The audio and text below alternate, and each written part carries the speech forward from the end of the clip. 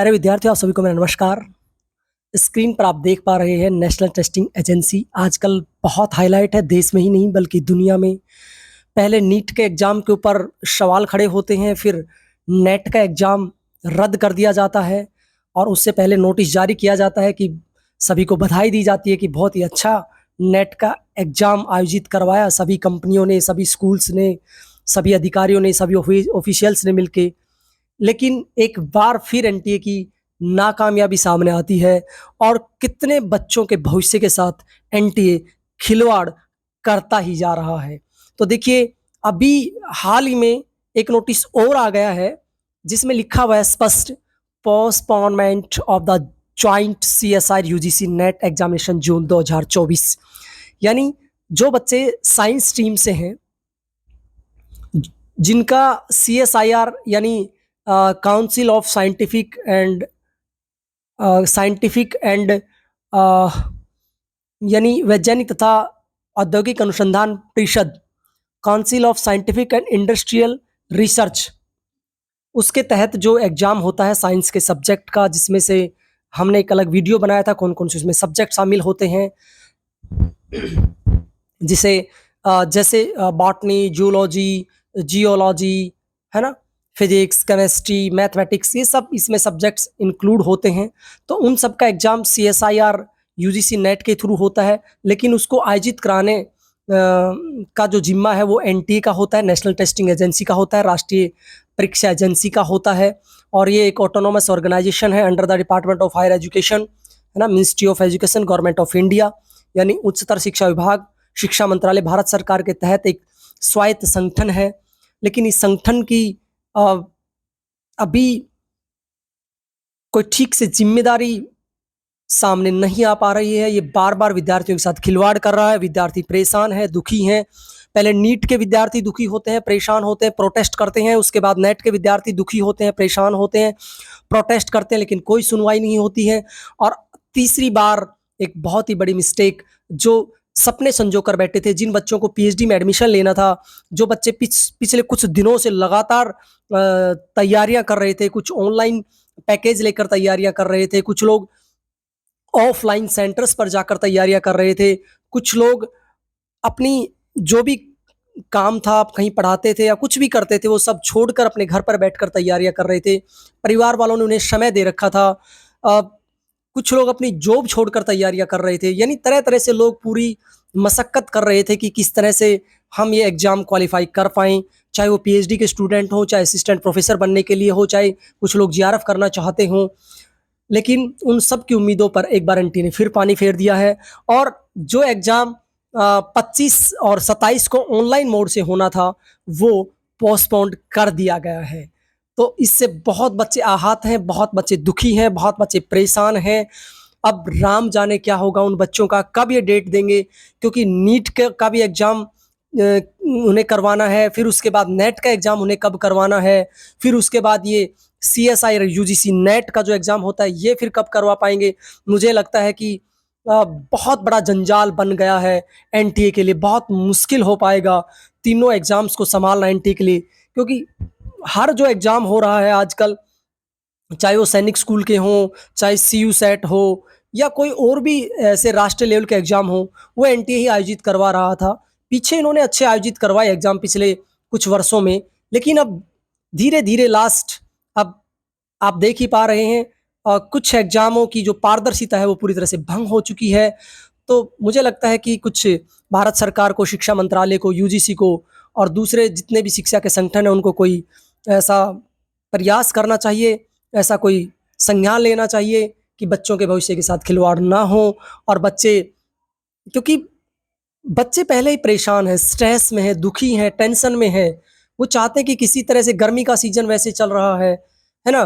परीक्षा केंद्र पर जाते हैं, बड़ी मुश्किल से पैसे लगाकर जाते हैं, कोचिंग में पैसे खर्च कर रहे हैं, लेकिन उसके बावजूद जब पता चलता है कि एग्ज़ाम कैंसल हो गया, वो बड़े दुखी होते हैं। क्यों? क्योंकि वो फिर एग्ज़ाम देना चाहते हैं, या जिनका नहीं होता है वो दिसंबर का जो एग्ज़ाम आता है शेड्यूल, उसमें देना चाहते हैं, या जिन बच्चों का एग्ज़ाम लगता था क्लियर हो गया है या हो जाएगा, वो भी बहुत आहत होते हैं, बहुत दुखी होते हैं क्योंकि बार-बार उन्हीं विषयों को पढ़ना, उन्हीं विषयों को दोहराना बड़ा मुश्किल होता है।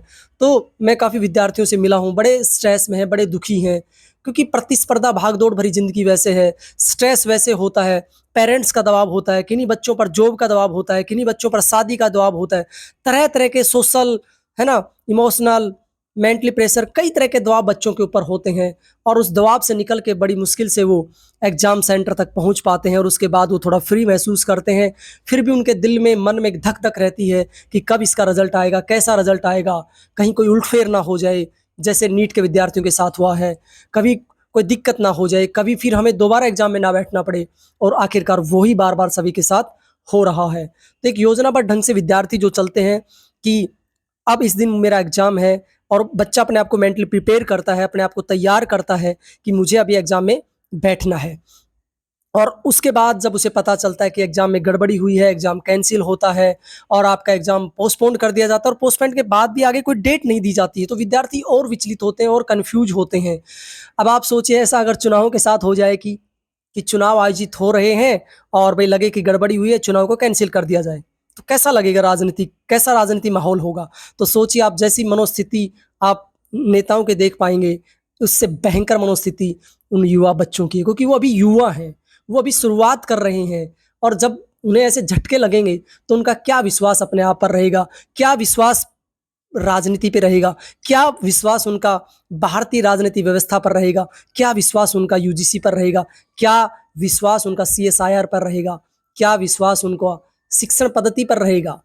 क्या विश्वास उनका शिक्षा विभाग पर रहेगा? सब सब कुछ अव्यवस्थित हो जाता है, तो बच्चे तो होंगे ही होंगे क्योंकि वो युवा हैं, क्योंकि उनको भविष्य में आगे बहुत कुछ करना है। जब उन्हें ऐसी पीड़ाएँ होंगी, ऐसा दुःख होगा, ऐसी परेशानी होगी, तो बच्चे कहाँ जाएँगे? किस मोड़ पे जाएँ वो बच्चे? क्योंकि युवा हैं, उन्हें करियर बनाना है, उन्हें अपने भविष्य की चिंता है। तो बच्चे कहाँ जाएँगे? तो सोचना चाहिए हमारे शिक्षा विभाग को, हमारी मिनिस्ट्री को, मंत्रालय को इस पर संज्ञान लेना चाहिए, यूजीसी को इस पे संज्ञान लेना चाहिए। इससे पहले जब आज से 10 साल पहले, 5 साल पहले, 20 साल पहले, 50 साल पहले पूरी पारदर्शिता से बहुत अच्छे ढंग से एग्ज़ाम होते थे। कोई परेशानी नहीं होती थी, पूरी पारदर्शिता होती थी, ऑफ़लाइन एग्ज़ाम होते थे। लेकिन जो-जो टेक्नोलॉजी का युग आता जा रहा है, त्यों-त्यों पारदर्शिता भंग होती जा रही है। और जितनी सरकार कोशिश करती है कि व्यवस्थाएँ बनें, अच्छा एग्ज़ाम हो, सब कुछ अच्छा हो, लेकिन उतनी ही गड़बड़ियाँ ज़्यादा सामने हर बार आती जाती हैं। बच्चों के ऊपर तो सख्ताई कर दी जाती है कि भई तुम्हें ये ध्यान रखना है, तुम्हें एग्ज़ाम में घड़ी लेकर नहीं जाना है, तुम्हें ये लेकर नहीं जाना है। लड़कियों के कानों में जो कुंडल होते हैं वो तक निकलवाए जाते हैं। लड़कियाँ जो लौंग पहनती हैं नाक में वो निकलवा ली जाती है। हाथ के कड़े निकलवा लिए जाते हैं, घड़ी निकलवा ली जाती है। गले में कुछ मंगलसूत्र आदि पहनते हैं वो सब निकलवा लिया जाता है।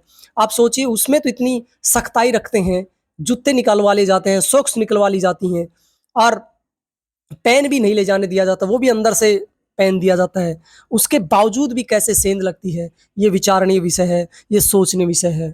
तो दोस्तों, विद्यार्थियों, प्रिय छात्रों, मुझे बड़ा खेद है, मुझे बड़ा दुःख हो रहा है कि मैं समझता हूँ आपकी पीड़ा, मैं समझता हूँ आपका दुःख क्योंकि आप साल भर लगातार तैयारी करते रहते हैं, एक उम्मीद पाले बैठे रहते हैं, एक आपके अंदर इच्छा रहती है, आपकी ही नहीं, आपके ऊपर दबाव होता है अपने पेरेंट्स का, अपने गुरुजनों का, अपने दोस्तों का, अपने रिश्तेदारों का कि अब की बार तो हमारा बच्चा नेट क्वालीफाई कर देगा, अब की बार हमारा बच्चा नीट का एग्ज़ाम क्वालीफाई कर देगा, अब की बार हमारा बच्चा सीएसआर यूजीसी नेट क्वालीफाई कर देगा।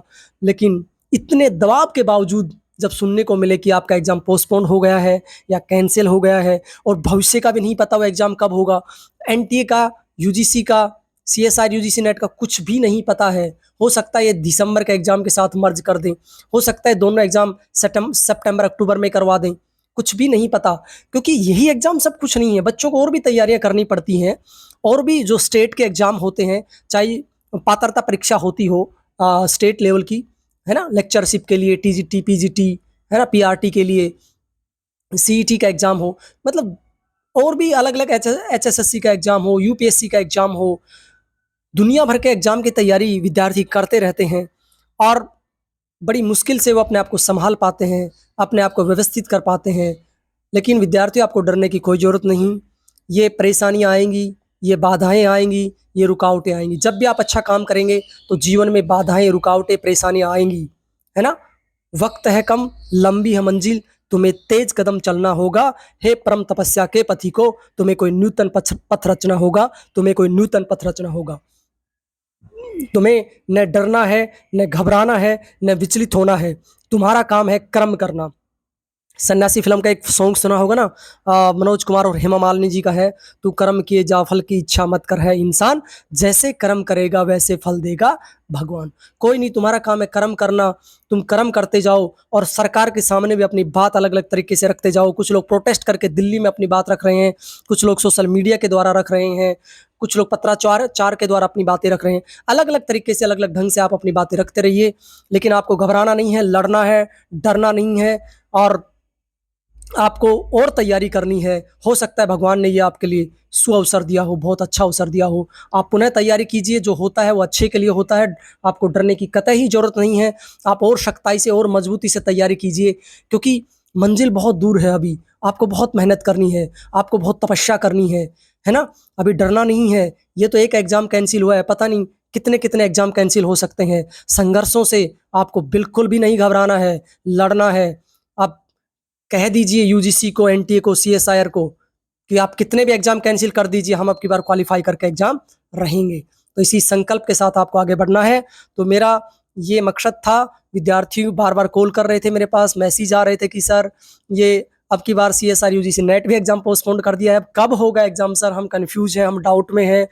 हम कहीं मतलब अपने जीवन को थोड़ा-सा एंटरटेनमेंट करना चाहते थे, थोड़ा घूमना-फिरना चाहते थे, क्योंकि हम पिछले 1 साल से तैयारी कर रहे हैं, घर पे बैठ के पढ़ रहे हैं, कुछ कोचिंग सेंटर्स में पढ़ रहे थे, कुछ लोग अपनी जॉब छोड़कर पढ़ रहे थे। वो बेचारे बार-बार कह रहे थे कि सर अब एग्ज़ाम हो गया या होने वाला है, उसके बाद हमने प्लान बना लिया था, हमने टिकट बनवा ली थी, हम घूम के आना चाहते थे, कुछ दिन फ्रेश होना चाहते थे, माइंड को फ्रेश करना चाहते थे, है ना? हरिद्वार, ऋषिकेश, मैसूर, गोवा हम घूम के आना चाहते थे, थोड़े अपने आप को तरोताज़ा करना चाहते थे, थोड़ा अपने आप को फ्रेश करना चाहते थे, थोड़ा अपने आप को एनर्जेटिक फ़ील करना चाहते थे। लेकिन हमने सर टिकट भी बनवा ली थी, कुछ ने ट्रेन की, कुछ ने प्लेन की, कुछ ने अपनी गाड़ियाँ बुक करवा ली थी, फैमिली वालों ने भी उनके साथ बुक करवा ली थी। लेकिन एक बच्चे का एग्ज़ाम कैंसल होता है और पूरा फैमिली, पूरा रिश्तेदार, पूरा फ्रेंड सर्कल और अस्त-व्यस्त हो जाता है, क्योंकि उनके साथ घूमने के लिए और भी लोग जाने थे, है ना? पूरा एक वो शेड्यूल बनता है ना, तो शेड्यूल टूटता है तो बड़ा दुःख होता है, बड़ा कष्ट होता है। विद्यार्थियों, दोस्तों, मुझे भी बहुत कष्ट है, बहुत पीड़ा है। ये थोड़ी-सी बात मैंने आपके सामने रखी। कोई नहीं, आप तैयारी करते रहे। उम्मीद करता हूँ कि जल्दी ही आपका एग्ज़ाम हो सकता है जुलाई में एग्ज़ाम आपका हो जाए, 1 महीने लेट हो जाए, कोई बात नहीं। आप तब तक और तैयारी कीजिए, जो कमी रह गई थी उसको और पूरा कीजिए। हम फिर सक्सेस होंगे। इसी मंगल और शुभ कामना के साथ आप सबको मेरा नमस्कार। ओम शांति, शांति, शांति।